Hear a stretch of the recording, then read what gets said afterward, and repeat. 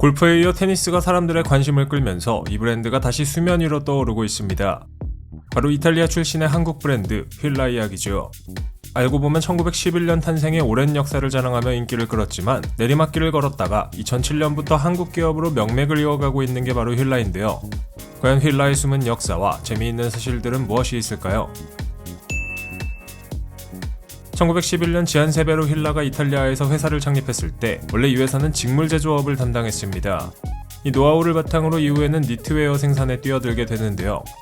이후 휠라는 이탈리아에서 고급 니트웨어 브랜드로 이름을 날리게 되었죠. 그렇다면 우리가 아는 지금의 휠라라는 패션 브랜드는 언제 그리고 어떻게 생겨나게 된 걸까요? 이를 설명하려면 1968년 회사 경영자로 취임한 엘리코 프라체이의 이야기부터 해야 합니다. 1968년 당시 휠라는 사업 분야 확장을 위해 엘리코를 경영자로 임명했습니다. 이후 준비를 통해 1970년대 엘리코가 스포츠 의류와 신발로 사업 분야를 넓히기 시작했죠.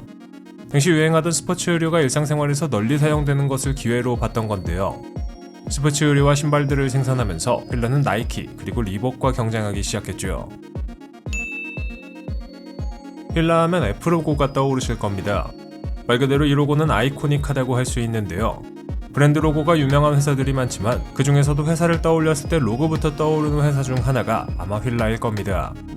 이 로고가 본격적으로 인기를 얻게 된 건 70년대 유명 테니스 선수 비에른보리의 역할이 컸습니다. 긴 곱슬머리, 특유의 수염과 뛰어난 실력으로 유명했던 이 스웨덴 선수는 휠라의 옷을 입고 경기에 나섰는데요.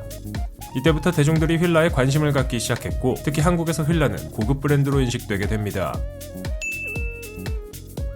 하지만 70년대와 80년대를 거치면서 경쟁사인 나이키와 리복과는 다르게 휠라는 미국 시장에서 인기가 줄어들었습니다. 그 이유는 바로 휠라가 테니스라는 종목에 치중해 스폰서를 했기 때문입니다. 미국 지역에서는 상대적으로 농구나 야구가 더 접근성이 쉽고 자주 노출되는데 당시 농구 선수들이 나이키나 리복의 옷과 신발을 많이 입고 등장했기 때문에 팬들은 나이키와 리복을 더 많이 할 수밖에 없었죠. 그래서 휠라는 1980년대부터 마케팅의 일환으로 골프나 등산, 스키, 축구 등 다양한 스포츠에서 스폰서를 맡게 됩니다. 그리고 이후 90년대 NBA의 농구 스타 그랜트 힐이 휠라의 농구화를 신고 나오게 되면서 다시 인지도를 성공적으로 끌어올릴 수 있었고 경쟁사를 추격할 수 있었죠. 그렇다면 휠라의 특징은 무엇일까요? 아마도 휠라 특유의 강렬한 색감이 가장 큰 특징일 겁니다. 70년대 당시 흰옷 일색이었던 단조로운 테니스 의류들과는 달리 휠라는 강렬한 색들을 다양하게 사용하면서 큰 인기를 끌었는데요. 최근에 컬렉션에서도 이러한 옷들이 계속 등장하고 있죠. 그리고 휠라의 로고가 커다랗게 새겨진 것도 특징 중 하나죠. 한동안 이렇게 로고가 크게 새겨진 옷과 신발은 촌스럽다는 취급을 받았지만 레트로 트렌드와 함께 다시 이러한 로고가 크게 새겨진 옷들이 뜨게 되었고 휠라도 다시 인기를 끌기 시작했습니다.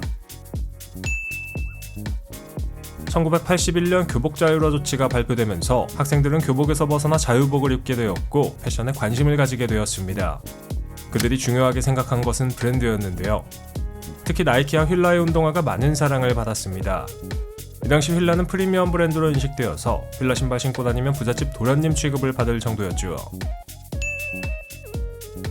하지만 이런 휠라도 결국에는 세 가지 이유로 내리막길을 걷게 되는데요.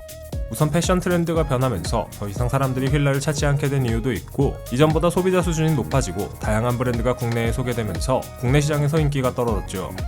두 번째로 모기업인 이탈리아의 휠라가 경영난으로 인해 불안정했고 적자가 계속해서 발생하는 상황이었습니다. 결국 2007년 한국지사에서 본사를 인수하는 형태로 리스크를 줄일 수 있었죠. 마지막으로 한국지사에 인수된 후 무분별한 사업 확장이 문제였습니다. 아웃도어 라인을 런칭했지만 경쟁사가 너무 많아 수요에 비해 공급이 너무 많다는 단점이 있었는데요. 결국 휠라는 아웃도어 부문에서 철수할 수밖에 없었습니다. 하지만 휠라는 다시 화려한 도약을 합니다. 고샤 루브친스키, 펜디, 필립 림 등과의 콜라보를 통해 브랜드를 재정립하면서 재기를 노렸고요. 덕분에 최근에는 젊고 스포티한 이미지를 바탕으로 젊은 층을 공략하는 데 초점을 맞출 수 있게 되었습니다. 2020년대 들어서는 조금은 시들해진 골프 대신 테니스가 다시 인기를 끌기 시작하면서 근본 브랜드로 사랑받고 있는 휠라, 과연 앞으로 어디까지 가게 될지 궁금해지는 순간입니다.